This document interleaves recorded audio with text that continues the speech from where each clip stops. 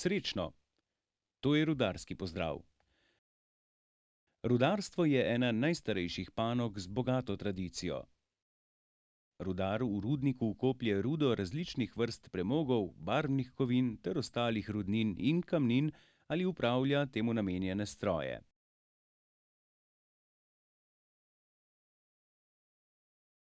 Rudarji so znani po trdem garaškem delu in predanostjo svojemu poklicu. Pri delu je priporočljiva samostojnost, samoiniciativnost in občutek za lastno odgovornost. Rudar mora končati poklicno rudarsko šolo ali pa tehnično rudarsko šolo. Seveda poleg rudarjev imamo tudi električarje in pa strojnike. In vsi ti fantje obiskujejo šolo v Velenju in tekom šolanja sproti obiskujejo praktično delo v premogovniku Velenje. In ko končajo šolanje, praktično imamo že usposobljen kader za delo v premogovniku.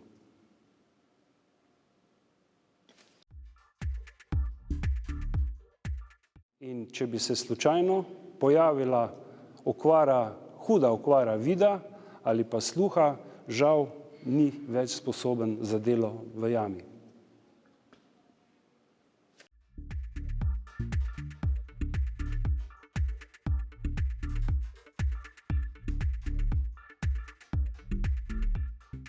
Glede na to, da v premogovniku Velenje poteka delo v posebnih pogojih, morajo delavci biti psihofizično popolnoma sposobni, kar pomeni, v službo prihajajo trezni, se pravi ne v opitem stanju in pa ne smejo uživati drog ali pa kakšnih tablet.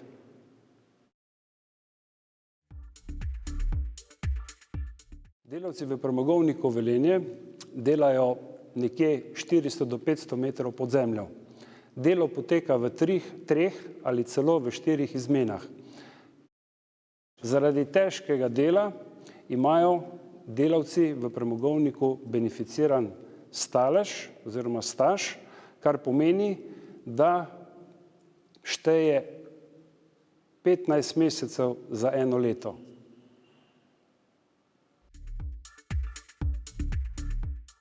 Obvezna oprema je čelada in pa golenice oziroma zaščita za spodnji del nog, čevlji z kapico ali pa škornji, da se zaščitijo prsti na nogah in pa seveda antistatična oblačila so, to pa zaradi tega, da ne pride do kakšne iskrenja.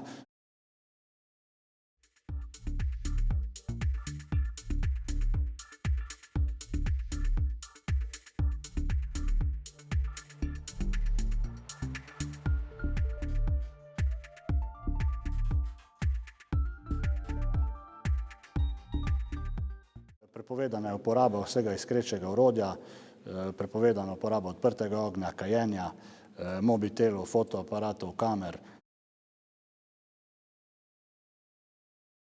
Snemanje v jami zaradi specifičnih pogojev žal ni bilo možno, zato smo obiskali Muzej premogovništva Slovenije, kjer smo se navezali na tradicijo, začetke in življenje rudarjev. Tu smo se spustili 160 metrov pod zemljo, kjer so prizorišča življenja in dela rudarjev. Spoznali smo mehanizacijo jamskih prostorov v zadnjih desetletjih razvoja, kjer so tu še odkopavali premog.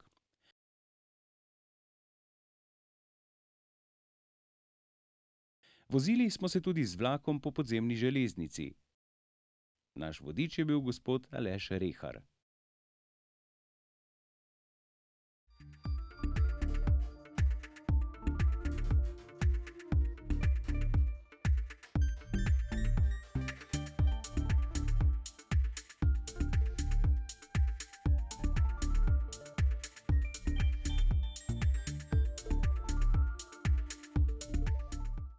Obvezna oprema vsakega človeka, vsakega posameznika, ki se odpravi v premogovnik, je samoreševalni aparat.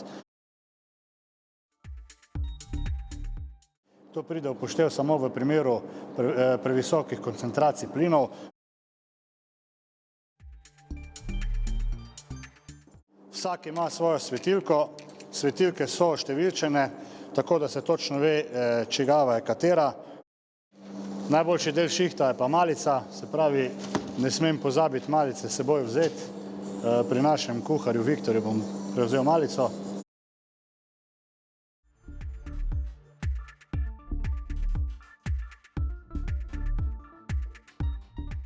Tako, zdaj sem opremljen za vstop v jamo. Zadnja stvar, ki še pa moram narediti, pa je, da oddam kontrolno markico na kontrolno tablo. To se izvaja vsakodnevno, na ta način se kontrolira vstop in izstop rudarjev, točno se ve številčno stanje ljudi v jami. Po izstopu iz jame vsak svojo markico sname, dežurni zunaj prekontrolira stanje teh tabel. Če so table prazne, pomeni, da je vse v redu. Če bi kakšna markica obvisela na tabli, bi organizirali reševalno ekipo, ki bi šli poiskat pač tega pogrešanega človeka v jamo.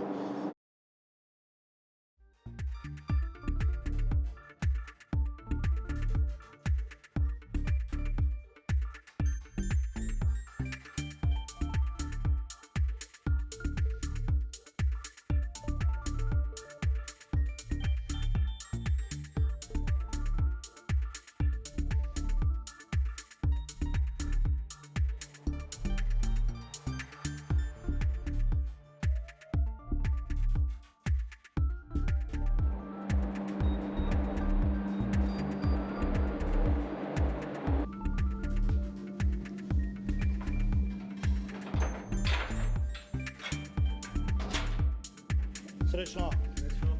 Vse v redu. No, mi smo zdaj s tem dvigalom, ki je staro preko 130 let, se pripeljali v jamo 157 metrov globoko.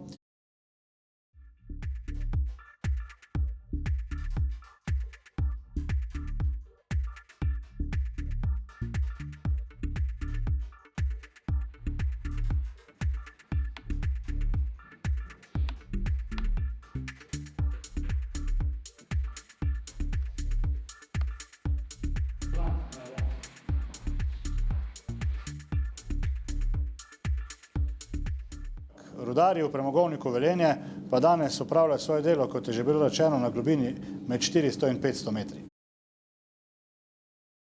Jamska reševalna četa. Tistega, ko smo naprej hotel zunaj, ste zdaj.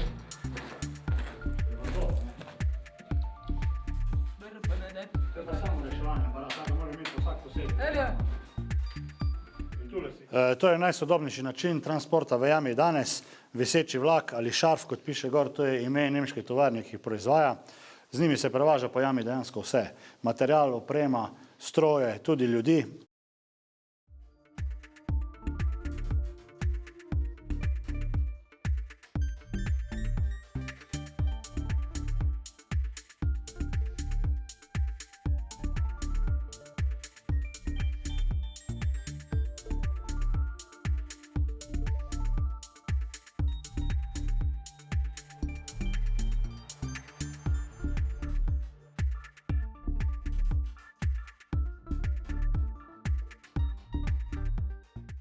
Vsaka potencialna nevarnost, ki bi se pripetila, je potrebno potem tudi javiti preko jamskih telefonov dežurnemu premogovnika.